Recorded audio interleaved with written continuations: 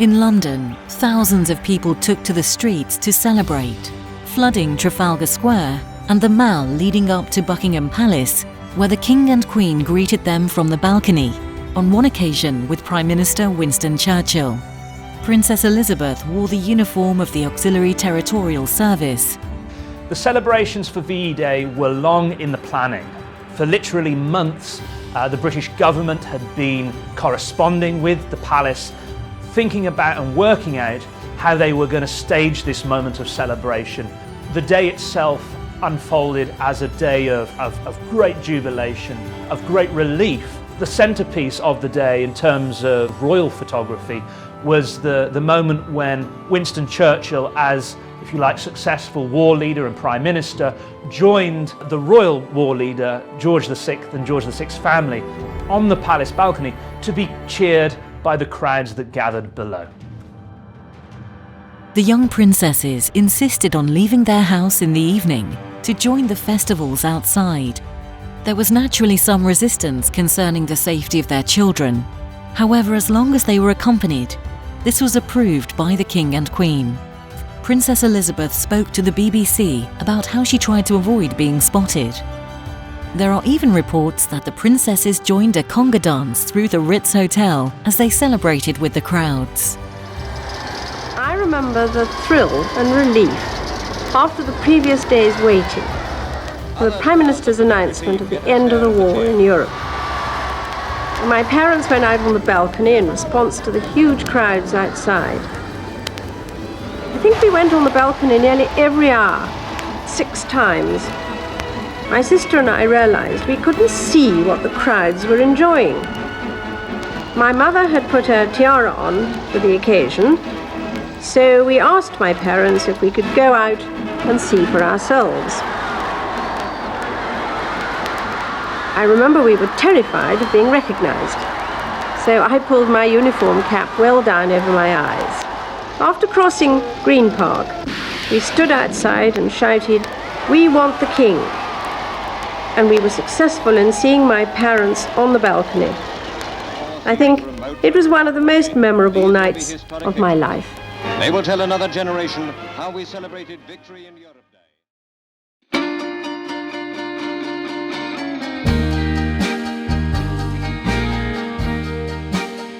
In 1947, 2 years after World War II, Elizabeth and Philip married.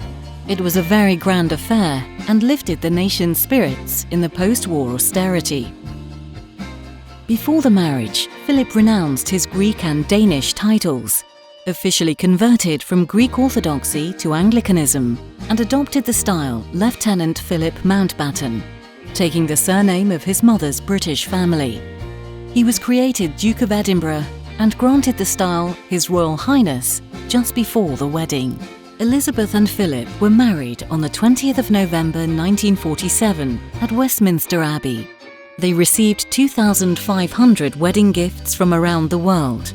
Because Britain had not yet completely recovered from the devastation of war, Elizabeth required ration coupons to buy the material for her gown, which Normal Hartnell designed. In post-war Britain, it was not acceptable for Philip's German relations, including his 3 surviving sisters, to be invited to the wedding.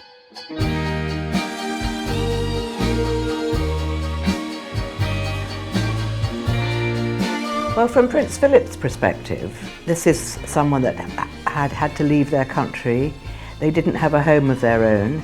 All his sisters were married to German aristocracy and lived in enormous castles, and there's Philip, living off the goodwill of his relations. So I think that the idea of marrying a princess that was going to inherit so much must have been very attractive.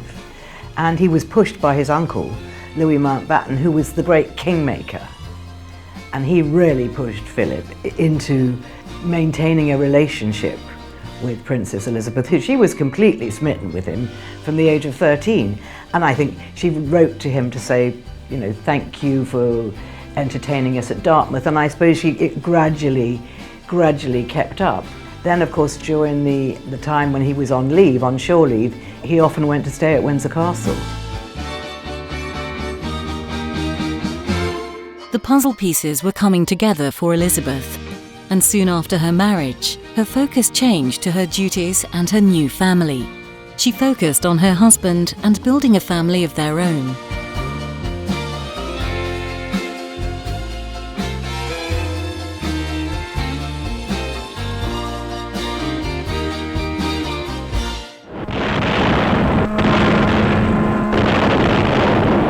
Her Royal Highness is the proud and happy mother of a prince. The salute is fired, and in the monarch's home lies the infant boy who will one day be king.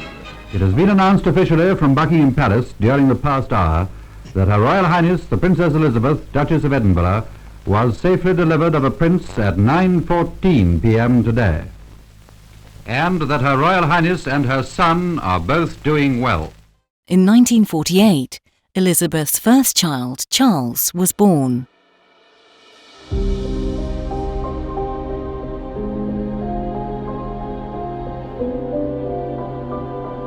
George VI, who had, as a young man, often suffered from ill health, became quite ill as a result of the Second World War. The stress of the conflict told on him. He was a heavy smoker, and by 1945, his health was actually very poor. In the ensuing years, that health would deteriorate. A number of smoking-related diseases would afflict the king. Princess Elizabeth and Prince Philip were standing in for the King and Queen, and they started a big Commonwealth tour in Kenya, as it was called in those days.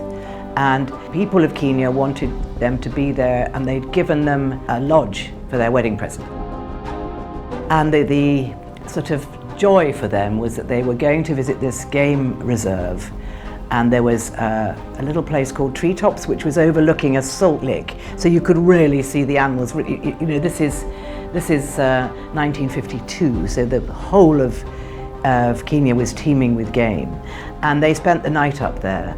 And actually, it was during the night, unbeknownst to the princess, that she became queen. So they left their game viewing, went back to Sagana Lodge, and had a little sleep because they'd been up all night. When the news came across to Prince Philip's private secretary, Mike Parker, that the king had died, and he thought that he eventually had one of those little radios, and he fiddled with it, and eventually he heard the sounds of Big Ben, and he knew that the news was true. And it was his duty to tell Prince Philip, which was probably, he says later, the most difficult thing he'd ever had to do in his life.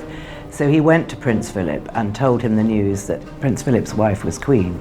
So Prince Philip was in such shock, he just put a newspaper over his face and let the news just absorb. And then he got up and got the princess out of her bedroom where she was resting and took her down to the lake at the bottom of the garden. And the lady in waiting tells a wonderful story. She watched them walk up and down, and she knew that he was telling her. And when they walked back into the lodge, she was putting her arms around the princess, and she thought, my goodness, but she's queen, and dropped into a curtsy. And then, of course, they had to make their way back to England as quickly as possible. But by the time they arrived back at London Airport, she came down the steps, beautifully dressed in her black clothes, and Prince Philip waited on the steps until she was at the bottom, and she greeted her Prime Minister. And that's how it was going to be from then on. To Elizabeth, this was a day that was truly devastating. She and Margaret lost their father, and although he had had some health issues, it was somewhat unexpected as he was still relatively young. For Princess Elizabeth, though, also in grief, her father's death came with an even more significant burden. She was described as remarkably stoic upon hearing the news whilst on tour in Africa. She thought she would have more time to prepare for the throne and learn from her father, but it was her duty to step up and follow in his place. It also cut short the one time in her life that she and Philip could be an almost ordinary family. The time they had spent in Malta, whilst Philip was a serving naval officer, was a tremendous period of normality for the young couple, but their life was going to change forever.